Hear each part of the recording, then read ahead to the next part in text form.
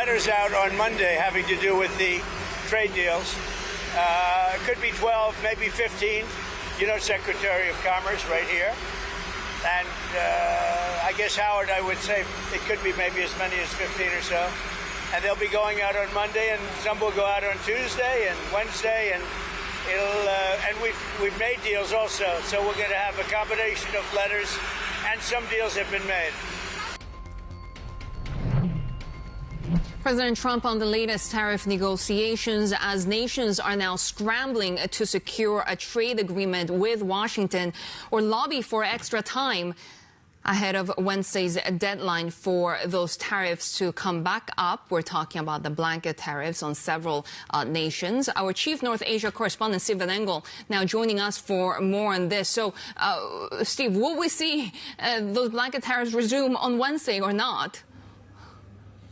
Well, that's been the signaling, obviously, from the White House and from Donald Trump for a long time, that on July 9th, which is Wednesday, Thursday, Asia time in the morning, that those reciprocal tariffs that we had on April 2nd would go back to their full-throated versions by this Wednesday. But again, those letters that Donald Trump was just talking about, between 12 to 15 letters, and also Scott Bessent saying that they're in negotiation really with about 18 of the top trading partners with the United States that have not already come up with deals.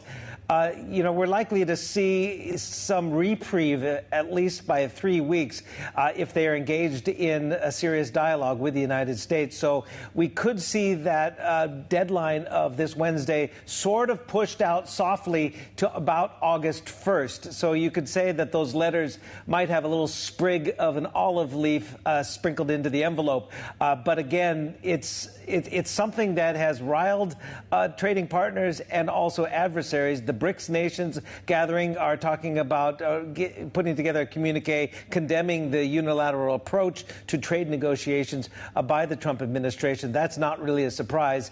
But again, we'll just have to see over these next 3 days as negotiators led by Scott Bessent and also Howard Lutnick, the Commerce Secretary, and also the Treasury Secretary, respectively, work through the weekend to further these potential deals. So these next 72 hours or so will be very interesting to see what deals are announced or what deals will be potentially delayed by another 3 weeks. That's what Scott Bessent alluded to, that we could see 3-week reprieves for a number of different trading partners. So right now, could that happen? Everything is up in the air until that deadline. Yeah, including some of these talks in Asia, right? Could we see extensions? What's the state of play in this part of the world? Yeah, I think everything is in play in this part of the world because the Asian economies, by and large, got the bulk of those higher tariffs. Cambodia, 49%. We had Thailand, 36%. Malaysia, a number of them had very high tariffs, and including key trading partners like South Korea, 25%, Japan, 24%, India, 26%. So we're seeing, let me just run through a number of those right now because the U.S. administration has been talking to Japan, South Korea, the EU as well, India and Vietnam.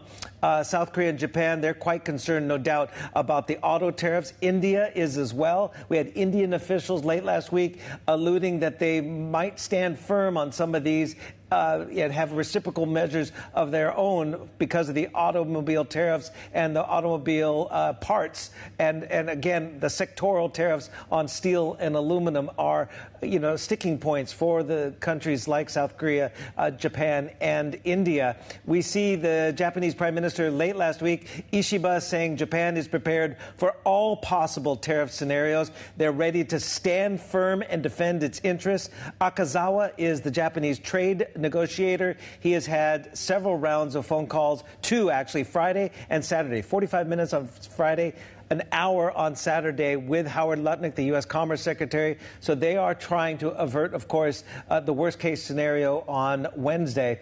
Then we have, let's run through some of these Southeast Asian nations quickly. Cambodia, the government on Friday, they're saying it had agreed to a framework agreement with the United States, and some sort of announcement is imminent. Again, Cambodia has that 49%. They sell a lot of textiles and footwear to the United States. Indonesia signals confidence it's close to signing a quote-unquote bold agreement with the United States spanning critical minerals, energy, defense cooperation, and market access. And then Thailand, despite its obvious prime minister turmoil right now in Bangkok, it's making a last-ditch effort to avoid those 36% tariffs with offers of greater market access for U.S.